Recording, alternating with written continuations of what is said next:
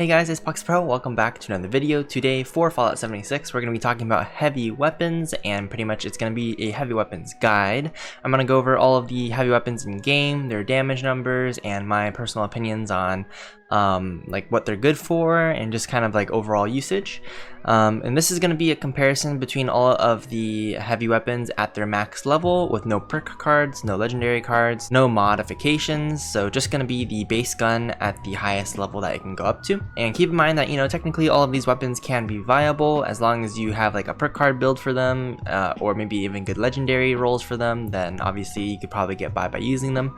So just because I say that a gun isn't that great or isn't that meta, don't let that stop you from actually using the gun, because it could still be used for fun, or it just may not be as efficient or as good as some of the other guns, but that's alright. So let's go ahead and hop right into it. This is going to be a little heavy weapon cheat sheet for patch 23, and I went ahead and made this for the purpose of this video, and I figured that I'll make it kind of easily distributable in case this is useful to people to just kind of get a quick glance at all the heavy weapons. So I will have a link to this in the description in a tweet, and from there you should be able to download the picture if you need to, or you can always reference it by the tweet or this YouTube video. But let's go ahead and get started. So for the energy damage category, we have the Gatling Plasma, the Ultracite Gatling Laser, the Gatling Laser, and the Cryolator. So these are going to be the 4 weapons that will be dealing energy damage in the heavy weapon skill tree. That means they will be affected by any energy perk cards and any heavy weapon perk cards. The first one that we have here is going to be the level 50 Gatling Plasma, coming in at 58 energy damage per hit for a 9.1 hits per second attack speed, and you're clocking in at 500 and at pretty much 28 DPS. And then this weapon will be using plasma cores with a 250 capacity, and it has 204 range, 41 accuracy. So overall, this Gatling Plasma is very high. It's actually going to be the highest DPS on the energy chart, and and it's up there in terms of the top tier DPS heavy weapons.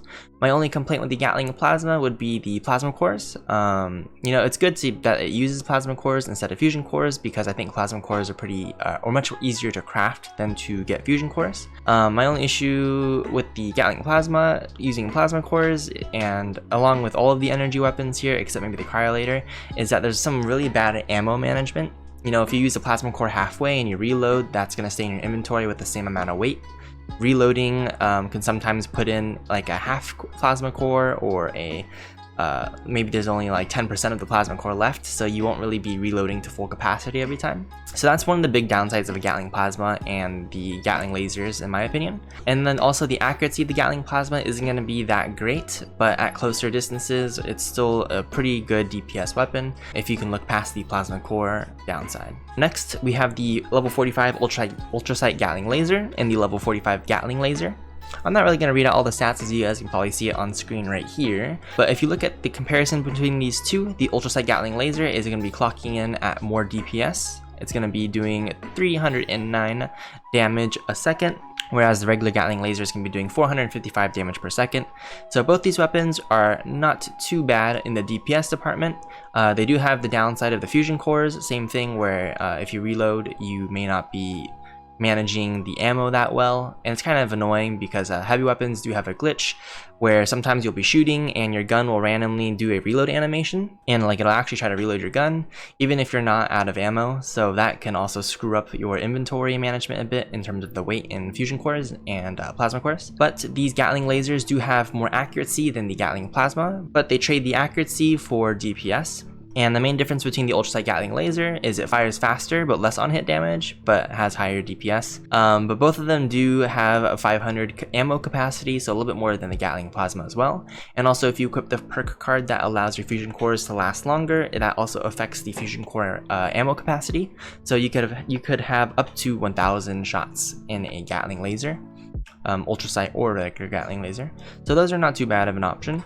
Our next one on the energy damage list is going to be the level 45 Cryolator. It's going to be doing 36 damage per hit.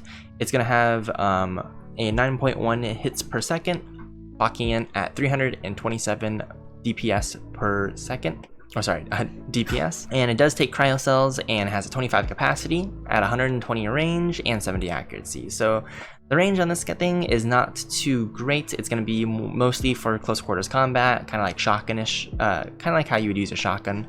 But it does slow targets, and it kind of applies like a cryo effect, but the damage is energy. Overall, it's not, I wouldn't say it's a horrible weapon, but I don't think it's that practical if you're trying to kill things. I think the slow on it could be useful maybe, but I think there's some ammo issues that I heard from users, you know, trying to keep up in the cryo cells.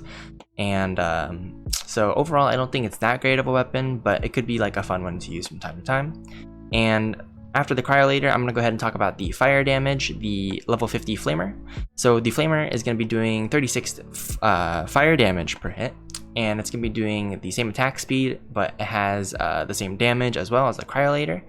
A little bit more range and a little bit less accurate. So the flamer is going to be a little bit more long range. Overall, I think it's still going to be used kind of similar to the Cryolator in like close quarter engagements. It does apply fire damage, but I've heard the similar complaint with the fuel and the 20 capacity, where it's like ammo management is kind of hard to come by to get fuel.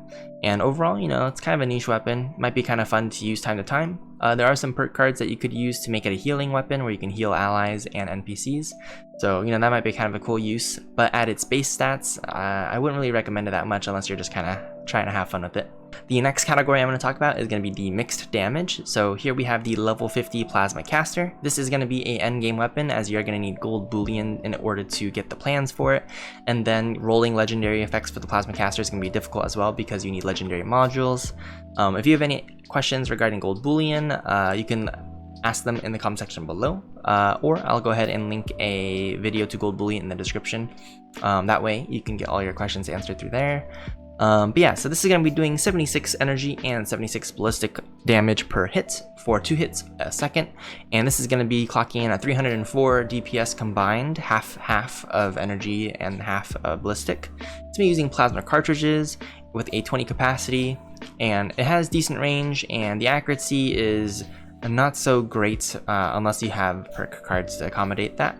So plasma cartridges, the ammo is not too bad, but the plasma caster itself is a very ammo efficient weapon.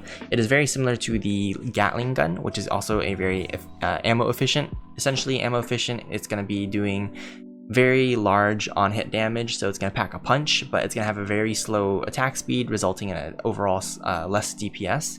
So I would use this for like regular mobs, regular creatures like Scorched. But if you're doing a boss fight, or you're fighting a Scorched Beast, or you know, maybe a legendary Sheep Sasquatch, I would whip out something with a little bit more DPS. But overall, Plasma Caster, pretty good weapon. I personally might actually try and get a Plasma Caster. But I'll go over my personal recommendations a little bit later after I kind of read through all of these. Next, we're going to go over the ballistic damage. So clocking in at the highest DPS for ballistic damage, we have the LMG, or light machine gun, and that's going to be at level 50. It's going to be doing 42 damage per hit with 15.9 hits a second, clocking in at 667.8 DPS. It's going to be using 308 ammo, so it's a little bit more expensive to upkeep, especially because the higher the DPS, the more ammo it consumes generally. So this guy consumes lots of ammo, uses 308 ammo, which I heard is a bit harder to upkeep, and it only has a 75 mag capacity with no mods. Range and accuracy is not too bad, but it's probably better for close to medium engagements because of the fire rate.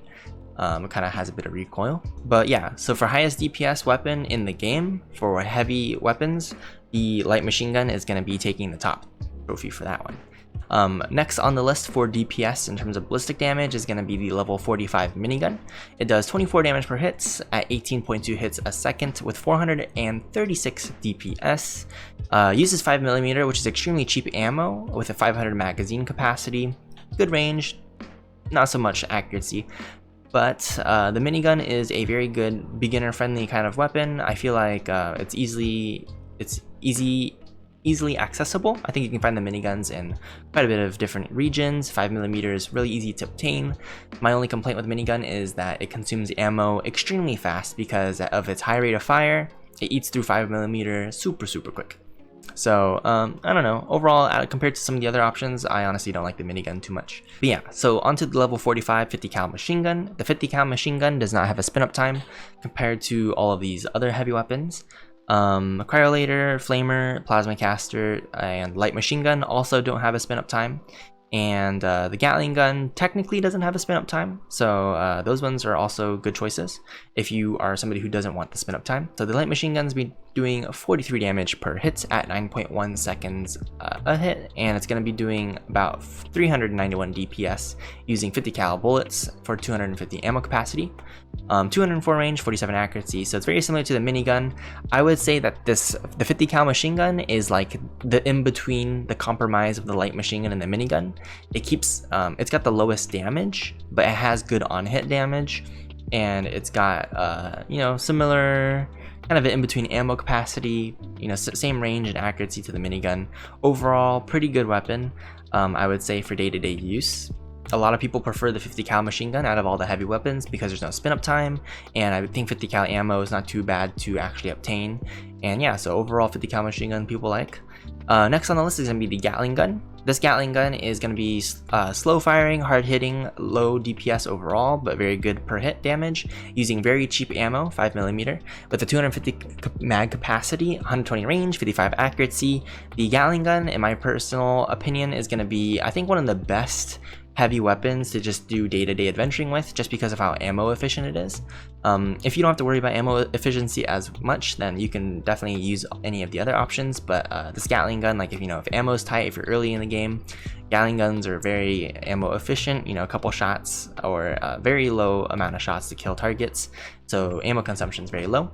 Also in the game, there's a damage lag still, so like I believe the way the servers work is when you're attacking a target, damage will update to its HP like every time interval. So if you do a certain amount of damage between the before the update can register, then the HP bar is gonna lag. So a lot of the times with all these other weapons with higher fire rates, you'll be putting in ammo, like just spraying into enemies, and their HP will lag, and you'll end up, well, usually I end up using more ammo than necessary just because the HP bar doesn't update. But with the Gatling gun, I noticed that doesn't happen, so that makes it even more efficient.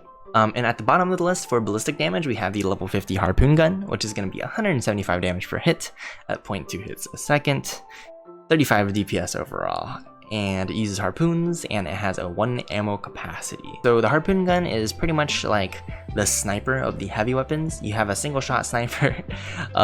It's very hard hitting. I think it's the hardest hitting single shot damage for ballistic damage. So it's kind of a for fun gun. I think some people do use it as a sniper, but overall not that viable for day-to-day adventuring.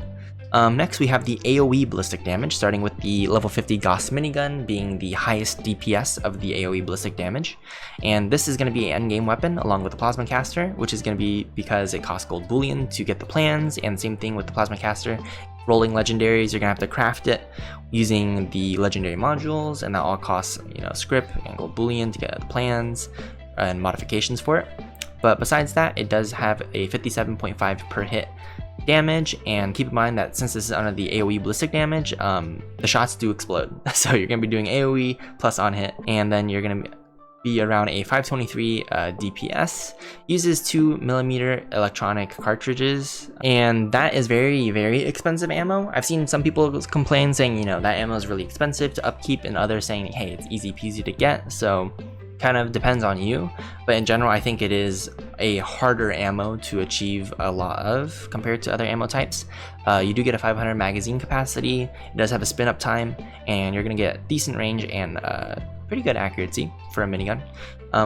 So yeah, in terms of that weapon, I would say it's not too bad. I'll go ahead and talk about top DPS and give some other opinions towards the end of the video about like what I think is best from this cheat sheet. But yeah, now we can go on to the other AoE ballistic damage weapons. All of these I feel like are not too great, to be honest. I think it would be really cool, or I think it'd be good of Bethesda to maybe improve these weapons in some way, make them a little bit more viable. I think with one Wastelanders right now, it's a little bit harder for a variety of weapons to work because of how lethal some encounters can be now. I feel like before the meta was more of a variety, like you can kind of use anything and get by. But nowadays you might need some, you know, some builds are kind of dying, and like some weapons are just no good. You know, you just can't play the game using certain weapons anymore. And I feel like some of these grenade weapons and rocket launchers kind of fall under that category. So yeah, the level 50 auto grenade launcher is going to have a fast fire rate, shoots grenades, and 120 DPS overall. It's not too bad. I saw somebody destroy pretty well using an auto grenade launcher, but these weapons are heavy and the ammo is heavy. Overall, not that efficient. Fat Man shoots mini nukes, but the DPS is like 91, right? So overall, I mean, it might be fun to clear like groups of ads, but using this against a boss isn't going to be too practical. Broadsider is, I think a lot of people wanted the Broadsider to be good, but overall it kind of falls short. It's going to be like the Harpoon gun, but instead of shooting one shot that does high damage, it's going to shoot one shot that does a little bit less damage but has AoE, clocking in at 45 point DPS overall. And it does use cannonballs, which is going to be kind of a heavy ammo, and you know, it's got decent range and accuracy. On to the next one, we have the level 50 missile launcher. This one is not too bad. I mean, it's got a missile capacity of 1, decent range and accuracy, 155 damage per hit, but you know, it still kind of suffers the same fate of all the other explosive heavy weapons, that they also have a durability issue where like durability is registered by how many targets you hit, not how many times you shoot or how many bullets are used. So AoE weapons take a big hit to durability. Like if you hit a group of people, that even if with just one shot, it's gonna take a big chunk out of your durability, versus just using like a minigun per se. Missile launcher, you know, maybe for fun, but not that viable or practical, not really in the meta as a main heavy weapon. And then on to the next one's gonna be the M79 grenade launcher. It's kind of like the dumbed down version of the auto grenade launcher, slower firing, shoots the same types of grenades though, and only has one in the chamber. But yeah, that's gonna be pretty much all the weapons on the cheat sheet. If I missed anything, if any of the numbers look a bit funky, let me know. I'll leave a link to the website that I actually used to gather all of this data and create the cheat sheet. And this cheat sheet was not made only by me, it was made by also my girlfriend. She did all of the UI stuff, so all the designing essentially. She made it look pretty. But yeah, the tool I used to get all of the damage numbers, so if anything's inaccurate, I just used it off the tool.